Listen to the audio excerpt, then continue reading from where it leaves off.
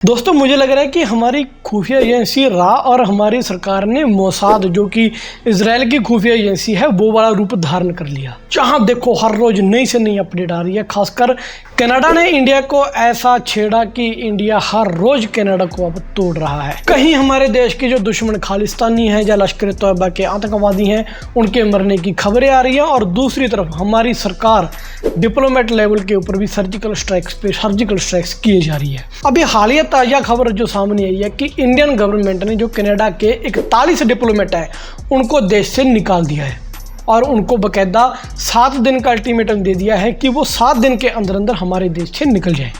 तो इस सारे प्रकरण के बाद कनाडा के जो खासकर दोस्त हैं, बेशक वो यूके हो, ऑस्ट्रेलिया हो, यूएसए हो, इनकी क्या प्रतिक्रिया है इसके बारे में भी मैं आपको बताऊंगा, और कनाडा का क्या कहना है इसके बारे में वो भी बताऊंगा। बात शुरू हुई थी वहां से जब कनाडा के प्रधानमंत्री जस्टिन ट्रूडो ने इंडिया को निज्जर की हत्या का जिम्मेवार बताते हुए इंडिया के एक डिप्लोमेट को निकाल दिया। इसके पैरेलली भारत ने कार्रवाई करते हुए कनाडा के डिप्लोमेट को भी निकाल दिया। तो मामला 1-1 पे आ गया कि इंडिया ने एक कनाडा का डिप्लोमेट निकाला और कनाडा ने इंडिया का एक डिप्लोमेट निकाला। लेकिन जो अभी आज की रिसेंट ताज़ी खबर है उसके अकॉर्डिंग अगर माने तो इंडिया ने कनाडा के 41 डिप्लोमेट को विदिन अ वीक, एक हफ्ते के अंदर भारत देश छोड़ने का आदेश सुना दिया। हालांकि कनाडा की बात करें तो उनकी कोई इस मामले में कोई खास प्रतिक्रिया नहीं आई, लेकिन भारत की तरफ से ये बहुत ज़्यादा स्ट्रॉन्ग एक्शन देखा जा रहा है, क्योंकि 41 डिप्लोमेट एक के बदले इट मीन्स कि 41 गुना ज़्यादा कार्रवाई करी है। भारत कहीं ना कहीं एक ऐसी शार्क बन गया। आपने देखा होगा ना समुद्र में जब शार्क अपना शिकार खेदेगी तो खून का एक कतरा भी दूर से सूंघ लेगी, तो कहीं ना कहीं भारत को वो कतरा सूंघ लिया भारत ने खून का कि कनाडा धीरे धीरे, अभी हालांकि हफ्ता पहले के अगर आप ट्रूडो के बयान देखें तो वो बात कर रहे थे कि हम भारत के जो इस मसले को जल्दी से जल्दी सॉर्ट आउट करना चाहेंगे, हम भारत को स्ट्रेटेजिक पार्टनर बनाना चाहते हैं, जल्दी से जल्दी जो मसला सॉल्व करें। तो भारत को भी कहीं ना कहीं ये लग रहा है कि कनाडा अब झुकेगा, इसीलिए 41 डिप्लोमेट को निकाल दिया। अब इसके दो पहलू हो सकते हैं। पहला तो वही कि कनाडा के खिलाफ जो इंडिया ने जो स्ट्रॉन्ग एक्शन लिया है 41 डिप्लोमेट निकालने का, कि कल को कोई और देश, खासकर ये यूरोपियन देशों के खासकर चुल मची रहती है कि इंडिया के खिलाफ बोलने की, एशियन देशों के खिलाफ बोलने की, तो वो थोड़ा सा रुकेंगे। और भी देश जो हैं एंटी इंडिया, उनको थोड़ा सा सबक मिलेगा कि अगर इंडिया को छेड़ा तो इंडिया छोड़ेगा नहीं।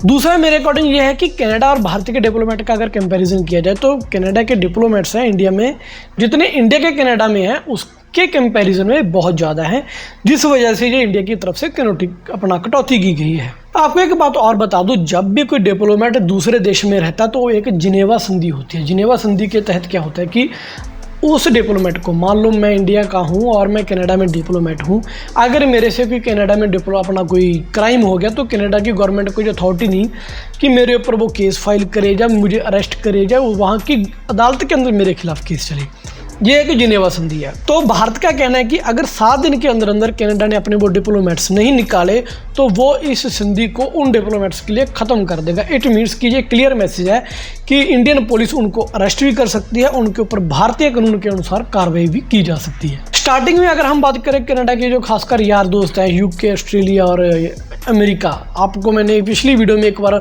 5I का जिक्र किया था कि ये 5 देशों का समूह है जो मिलकर इन्होंने अपना एक इंटेलिजेंस ग्रुप बना रखा है, एक दूसरे से इंटेलिजेंस शेयर कर रहे हैं। ट्रूडो का बयान भी इसी से इंस्पायर्ड था जब यूएसए ने ट्रूडो को कहा कि आतंकी निज्जर की हत्या के पीछे इंडिया का हाथ है, तब ट्रूडो का ये बयान आया। अब इंडिया सबूत मांग रहा है, हालात खराब हो रहे हैं, डिप्लोमेटिक रिलेशंस बद से बदतर होते जा रहे हैं, लेकिन इंडिया अब पूरे के पूरे जैसे कहते हैं ना ड्राइविंग सीट पे है, सख्त से सख्त एक्शन लिए जा रहा है। अब खासकर हमारे पंजाब के कुछ चैनल्स, यूट्यूबर्स खासकर जिनको अकल नहीं, मैं तो ये बोलूँगा पढ़ते सुनते है नहीं कुछ, वो कह रहे हैं कि जी कनाडा वाले कौन सा लाइन में लगे पड़े हैं इंडिया में आने के लिए, कि अगर इंडिया ने वीज़ाज रोक दिए, ऐसे डिप्लोमेट्स रोक दिए तो ठीक है। मैं मानता हूं कि इंडिया से जाने वाले स्टूडेंट्स की तादाद बहुत ज़्यादा है जो कनाडा में जाते हैं सेटल होने के लिए, लेकिन हमें ये नहीं भूलना चाहिए इंडिया दुनिया की अब 5th और 4th बड़ी इकोनॉमी बन चुका है। हर किसी को भारत में बिजनेस चाहिए, खासकर यूरोप तो एंटी चाइना हो चला। चाइनीज़ भी यूरोप को कोई खास घास नहीं डालते। अगर यूरोप को चाइना का इलाज करना तो उसका एक ही चाइना की टक्कर का देश है जो चाइना से बिट सकता है, वो है इंडिया। और इंडिया अप ग्रोइंग मार्केट है, बहुत बड़ी मार्केट है। दूसरा कनाडा की जीडीपी, जीडीपी मामले में इंडिया कनाडा से बहुत आगे। अगर इंडियंस की हम बात करें तो कनाडा के अंदर इंडियंस का बहुत बड़ा रोल है। 30% इंडिया के पॉलिटिशियंस हैं कनाडा में, जिनमें ज़्यादातर हमारे सिख भाई हैं। नो डाउट उनमें कुछ खालिस्तान पक्षी भी हैं और कुछ भारत पक्षी हैं। तो अभी जैसे इंडिया ने एक तर्क और भी दिया कि डिप्लोमेट्स के लिए निकालने का, जैसी जैसी कनाडा में इंडियन डिप्लोमेट्स को और खासकर हिंदुओं को वहाँ पे थ्रेट्स आ रहे थे। आपने एक इंसिडेंट देखा होगा, जब यूके में हमारी एम्बेसी के ऊपर अटैक किया गया, उसके फ़ौरन बाद इंडिया ने यूके की एम्बेसी है जो अपन इंडिया में, उसकी सिक्योरिटी हटा दी और उसके सामने पब्लिक टॉयलेट बना दिया।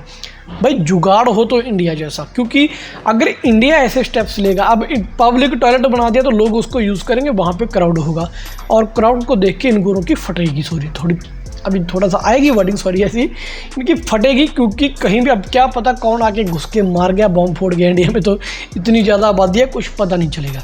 तो ऐसा ही कुछ डिसीजन जो इंडिया ने कनाडा के खिलाफ लिया। अभी कनाडा शांत है, देखते हैं कनाडा का क्या रिस्पॉन्स आएगा। अब थोड़ी सी बात कर लेते हैं आतंकवादी निज्जर की हत्या की। कुछ लोग जो कह रहे थे कि इंडियन का हाथ है, इंडियन रॉ का हाथ है, तो मुझे नहीं लगता। देखो ऐसे जब मुद्दे होंगे, खासकर ऐसे मुद्दों में क्या होगा कि अगर हमने किसी को ट्रैक करना है कि अगर ये इंसिडेंट हो गया, ये घटना होगी, इसका सबसे ज़्यादा फायदा किसको होगा?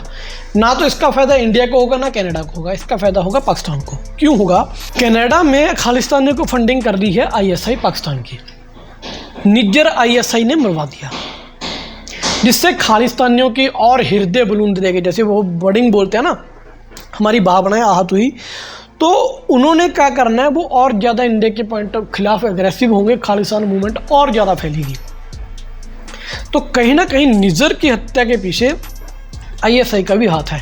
तो आई होप कि इस वीडियो में आपको बहुत सारी इन्फॉर्मेशन मिली होगी। जल्दी से जल्दी मैंने इस वीडियो में इन्फॉर्मेशन कवर की हैं, बहुत सारी इन्फॉर्मेशन थी। तो आई होप यहाँ तक आए तो वीडियो आपको अच्छी लगी होगी। आगे कैसी वीडियो के ऊपर आप रिएक्शन चाहते हो, कमेंट करके कमेंट सेक्शन में जरूर बता दीजिएगा। मिलेंगे नई वीडियोज़ के साथ कल सुबह फिर से। तब तक के लिए मुझे दीजिए इजाज़त। जय हिंद।